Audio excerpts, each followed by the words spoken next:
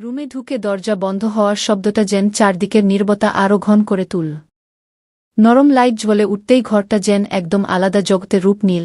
পর্দা টানা জানালা, একপাশে সাজানো সোফা, আর মাঝখানে একটা বড় বিছানা।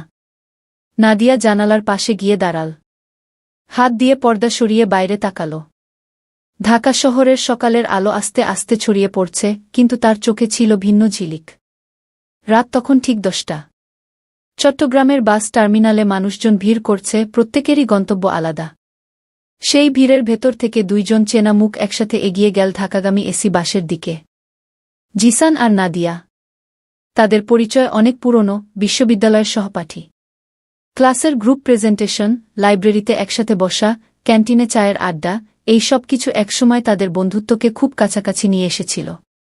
কিন্তু পড়াশোনা শেষ হবার পর দুজনেই ব্যস্ত হয়ে পড়েছিল নিজ নিজ ক্যারিয়ারে। যোগাযোগ কমে আসতে আসতে একসময় পুরোপুরিই বন্ধ হয়ে গিয়েছিল। হঠাৎ করেই এক অফিসিয়াল ট্রেনিংয়ের জন্য চট্টগ্রামে আসতে হয়েছিল নাদিয়াকে। আর সেখানেই কাকতালীয়ভাবে দেখা হয়ে গেল জিসানের সাথে। প্রথম দিনের সেই আকস্মিক সাক্ষাৎটা কেমন যেন মনের ভেতর লুকানো আবেগকে জাগিয়ে দিল। 3 দিনের প্রশিক্ষণ কেটে গেল দুজনের হাসি, কথা আর স্মৃতিচারণায়। আর তৃতীয় দিনের রাতে তারা সিদ্ধান্ত নিল একসাথে ঢাকায় ফিরে যাবে। বাসে উঠে জিসান আর নাদিয়া বসল একদম শেষের সিটে। সিটটা খানিকটা আড়াল দেয়, পেছনে আর কেউ নেই, জানালার পাশে মোটা পর্দা ঝুলছে। ভেতরে নরম আলো, চারদিকে শীতল এসির হাওয়া।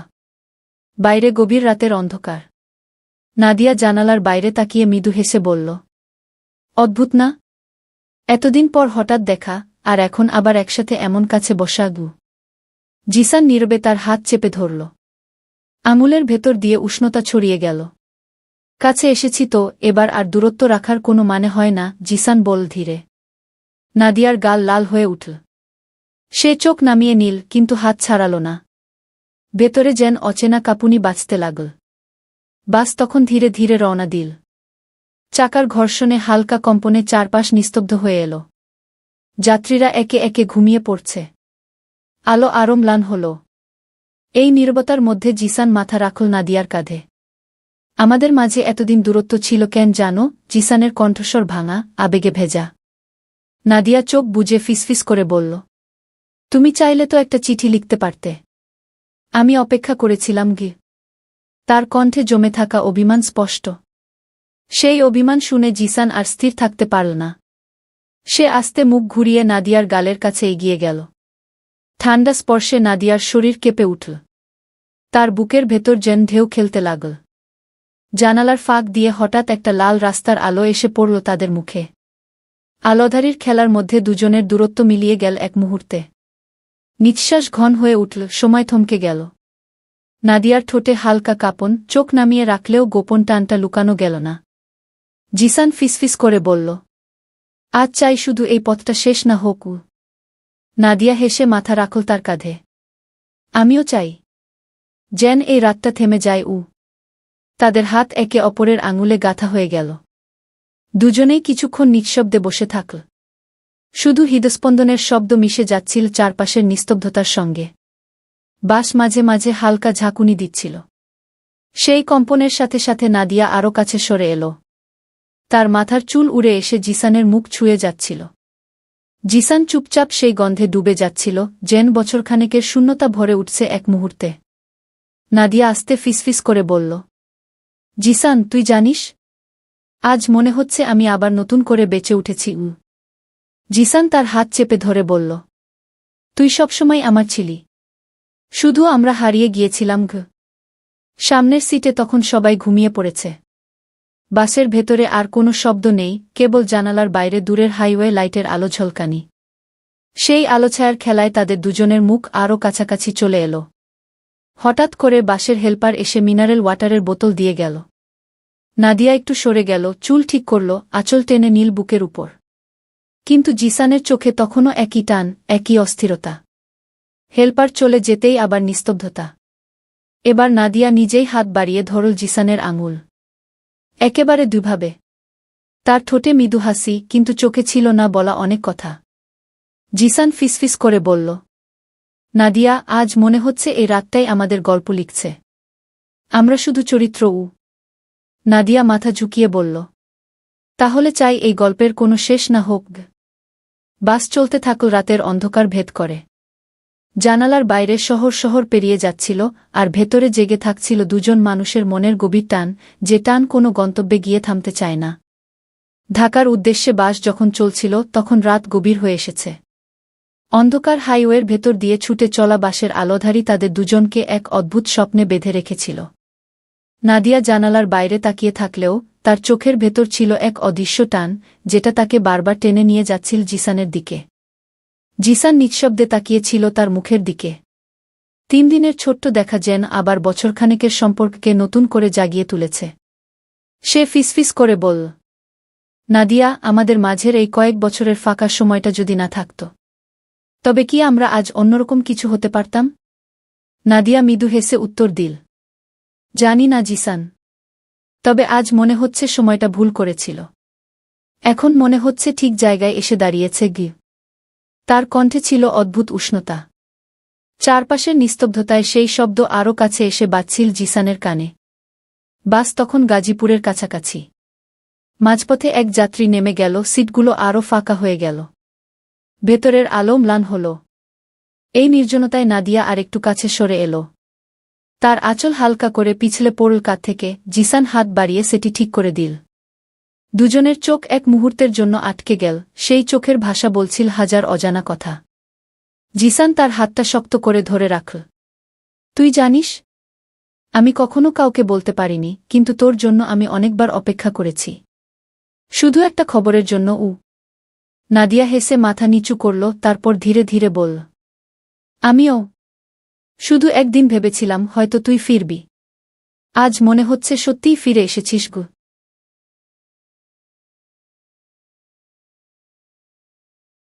এই কথায় জিসানের বুকটা হালকা হয়ে এলো। সে নাদিয়ার দিকে একটু ঝুঁকল। দুজনের শ্বাস মিলেমিশে যাচ্ছিল। বাইরে হাইওয়ের বাতি একের পর এক ছুটে যাচ্ছিল, ভেতরে তাদের নিঃশ্বাসের শব্দে তৈরি হচ্ছিল এক অদ্ভুত রোমাঞ্চ। নাদিয়া চোখ বুজে নিল। তার মুখের কোণে এক মৃদু হাসি, কিন্তু হাতের চাপ ক্রমশ শক্ত হয়ে উঠছিল। যেন সে নিজেই চাইছিল সময়টা থেমে যাক। ঠিক তখনই বাস আবার হালকা ঝাঁকুনি দিল। নাদিয়া জিসানের উপর হেলে পড়ল। এক মুহূর্তের জন্য তাদের দুজনের মুখ এত কাছে চলে এলো যে দূরত্ব বলে আর কিছু রইল না। নাদিয়ার কানে গরম নিঃশ্বাস লাগতেই শরীর কেঁপে উঠল। সে আস্তে ফিসফিস করে বলল, জিসান, আজ কেন মনে হচ্ছে আমি কিছুতেই নিজেকে সামলাতে পারছি না? জিসানের চোখ চকচক করে উঠল। কারণ আমিও পারছি না আগে। কথা শেষ হওয়ার আগেই জানালার বাইরের আলো এসে পড়ল তাদের মুখে। আলোছায়ার সেই মুহূর্তে তারা নিঃশব্দে কাছে সরে এলো। চারপাশে যখন সবাই ঘুমে ডুবে আছে, তখন তাদের ভেতরে জেগেছিল শুধু একটিই অনুভূতি, হারিয়ে যাওয়ার সময়কে আবার খুঁজে পাওয়া। তাদের হাত একে অপরের আঙুলে গাঁথা হয়েছিল শক্ত করে। বাস ছুটে চল অন্ধকার ভেদ করে, আর তারা ডুবে গেল সেই রোমাঞ্চকর নীরবতায়, যেখানে প্রতিটি নিঃশ্বাসই ছিল অঙ্গীকারের মতো। ঢাকা তখনও অনেক দূরে, কিন্তু তাদের জন্য যেন গন্তব্য আর কোনো শহর নয়, শুধু একে অপরের কাছে পৌঁছানো। ভোর 4টার দিকে ঢাকার আলো চোখে পড়তে শুরু করল। বাসের কাচের ফাঁক দিয়ে লাল নীল নিনের আলো ছুটে আসছিল। শহর তখনও ঘুমিয়ে, রাস্তায় গাড়ির সংখ্যা হাতে গোনা, কিন্তু দুজনের চোখে ঘুম ছিল না একটু। নাদিয়া জানালার বাইরে তাকিয়ে হালকা ক্লান্ত গলায় বলল, এই শহরটা কতদিন পর দেখছি জানিস, অথচ মনে হচ্ছে সবকিছু অচেনা ঘি।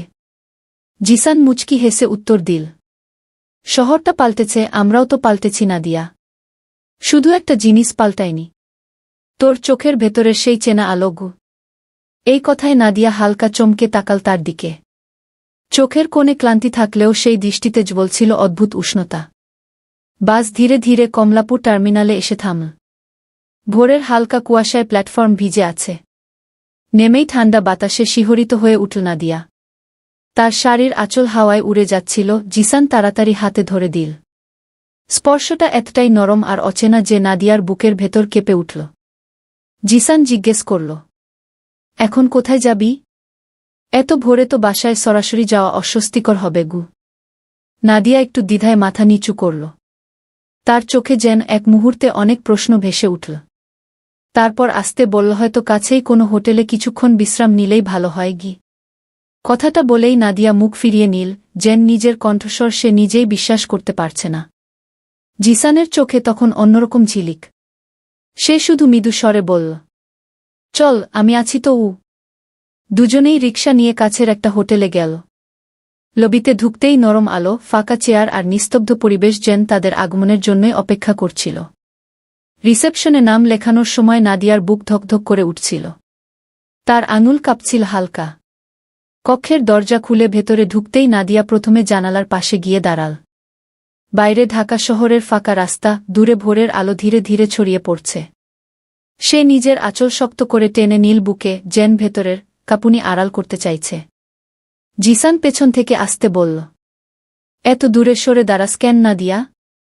তুই কি জানিস 3 দিনে আমি আবার কেমন করে তোকে হারিয়ে ফেলতে ভয় পাচ্ছি? নাদিয়া ঘুরে তাকাল। তার চোখে জল চিকচিক করছে, ঠোঁটে মৃদু হাসি। সে আস্তে আস্তে কয়েক কদম এগিয়ে এলো। তাদের মাঝের দূরত্ব কমে এলো এক এক করে। জিসান হাত বাড়িয়ে নাদিয়ার কপালের চুল সরিয়ে দিল। সেই স্পর্শে নাদিয়ার শরীর কেঁপে উঠল। তার ঠোঁট কাঁপল সামান্য, কিন্তু সে পেছনে সরে গেল না।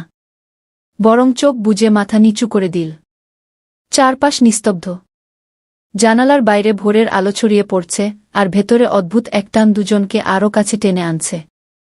নাদিয়া ফিসফিস করে বলল, জিসান, আজ মনে হচ্ছে আমার সব হারানোর ভয় মুছে যাচ্ছে। জিসান তার হাত শক্ত করে ধরে উত্তর দিল, হারাবি না নাদিয়া, তুই আমার কাছেই থাকবি। তাদের চোখ একে অপরের চোখে আটকে গেল। নিঃশ্বাস ঘন হয়ে উঠল, সময় থমকে গেল এক মুহূর্তের জন্য। বাইরে ভোর জেগে উঠছে, আর ভেতরে জেগে উঠছে বহু বছরের চেপে রাখা আবেগ, অচেনা এক রোমাঞ্চ। রুমে ঢুকে দরজা বন্ধ হওয়ার শব্দটা যেন চারদিকের নীরবতা আরও ঘন করে তুলল। নরম লাইট জ্বলে উঠতেই ঘরটা যেন একদম আলাদা জগতে রূপ নিল। পর্দা টানা জানালা, একপাশে সাজানো সোফা, আর মাঝখানে একটা বড় বিছানা। নাদিয়া জানালার পাশে গিয়ে দাঁড়াল। হাত দিয়ে পর্দা সরিয়ে বাইরে তাকাল। ঢাকা শহরের সকালের আলো আস্তে আস্তে ছড়িয়ে পড়ছে, কিন্তু তার চোখে ছিল ভিন্ন ঝিলিক। জিসান দরজা বন্ধ করে কিছুক্ষণ দাঁড়িয়ে শুধু তাকিয়েই রইল তার দিকে। এত বছর পর নাদিয়াকে এত কাছ থেকে দেখা, আর তাতেও এই ভোরের আলোয়, সে যেন বিশ্বাসই করতে পারছিল না। নাদিয়া কি? জিসানের কণ্ঠে অদ্ভুত কাঁপুনি। নাদিয়া ধীরে ঘুরে তাকাল। তার চোখে লাজ, ভেতরে ঢেউয়ের মতো আলোড়ন। সে বলল, মনে আছে বিশ্ববিদ্যালয় শেষ দিনে তুমি আমার হাতে একটা বই দিয়েছিলে? জিসান মাথা নেড়ে হেসে উঠল। কিভাবে ভুলব? সেই বইয়ের ভেতরে চিঠি রেখেছিলাম। কিন্তু তুই পড়েছিলি তো? নাদিয়া মৃদু হাসল, ঠোঁট হালকা কাঁপছিল। পড়েছিলাম। তখন ভেবেছিলাম যদি সেদিন তুই সরাসরি বলিস, আমি হয়তো উত্তরটা দিতে পারতাম। এই কথাগুলো শোনার পর হঠাৎ নীরবতা নেমে এলো। দুজনেই চুপচাপ একে অপরকে তাকিয়ে দেখছিল। যেন আটকে রাখা সব কথা